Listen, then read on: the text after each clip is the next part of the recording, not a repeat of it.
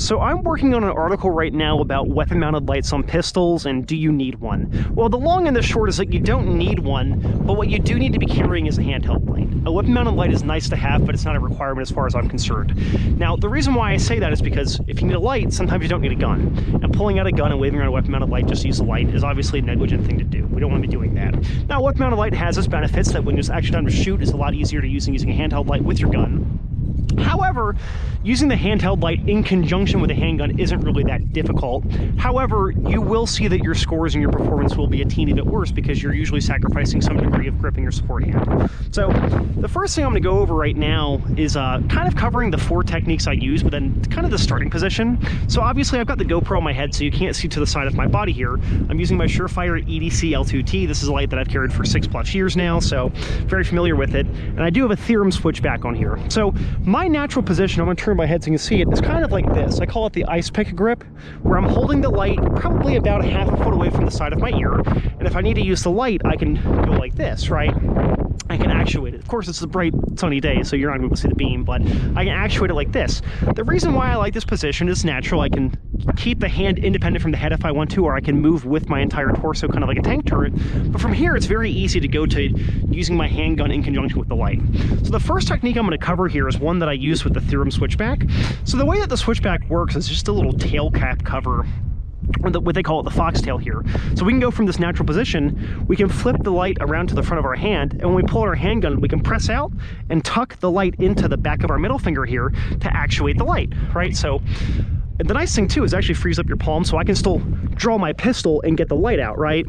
So I'm gonna do some shooting here with it. I'm gonna start with the gun kind of at a low ready here, go from my light next to the head. I can come up here, push out, and still shoot, right? So I'm only at 5 yards and there's not any sort of real par time here, but all of those were there in the 10 ring. And with this, I hate to quantify it because obviously it's very personal, hand-sized, all of that, the flashlight you're using. I would say I can still maintain about 60 to 80% support hand grip doing this technique. So this is my preferred technique, but some people don't like it. If you're using certain flashlights, it might not work very well for you. The second technique I like is the Harry's technique. With this one here, we have our flashlight still in the support hand. We come up and we form a cross on the back of the firing grip hand. And it's not that we're just using this as a brace for the gun, we're actually pulling in and creating force here to help create a little bit of tension to give us more support here. Now this technique is very fatiguing. It's not one that I'd recommend that you do all of the time for doing anything, but it's more so that you can kind of have your naturalistic position and then come up real quick if you think you need to shoot. But again, the thing I need to keep imparting here is that we're not resting our firing hand arm on the support hand arm. We're creating tension by forcing an X here. So we're gonna go from the natural position here and then come up and just, and again, it's a little bit less supportive, but it works pretty well. The next technique that I'm going to cover here, and again, this is going to be the hardest one to show on the GoPro camera, and I'll link the article down below where I'm going to have still photography. They call it the neck hold. This one's pretty easy. You know, we go from a regular off to the side grip here. We just kind of tuck the light into our neck. You can go off the ear, you can go off the neck, and then we have the light there. This is especially good if you're shooting in very dark conditions where you might need to illuminate your sights to be able to see them better. So I'm just going to do it like this, and this is basically just one-handed shooting here.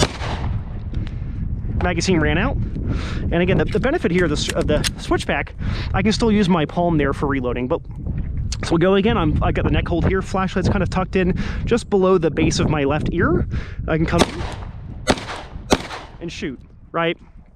The last technique is actually going to require me to switch to a different light here, as goofy as that is to say, and that is the Rogers technique, or you may have heard it called the cigar technique.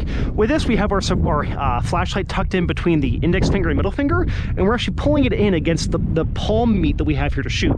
And with this, we have our gun in our grip, and we push like this, and we shoot. Now, the reason why I'm not a huge fan of this, but I still recommend it, is that if you have a switchback, it makes this really hard to do. And since I've been carrying with a switchback for more years of carrying a handheld light than I haven't with a switchback, I'm not the biggest fan of it. But if you have an older Surefire or a light that just doesn't have a switchback, this technique can work pretty well. The only thing I find is that sometimes it leads to some imbalance where you're really only using your bottom 2 fingers to grip the gun, but it's not a bad technique. Now, this wasn't meant to be the best scientific showcase of these techniques. More so just kind of doing a high-level overview. I'm going to roll in some photography and I'll link some other sources in the article itself once that goes up, but truth be told, I haven't carried every day with a weapon-mounted light for a while because there are so many benefits to using a handheld light. Obviously, I think it's a requirement, but it's you can pull out the light and not have to worry about having a gun out, right? There's the social issues, there's the ethical, moral, and legal responsibilities of not having your guns out when you don't need to be using them.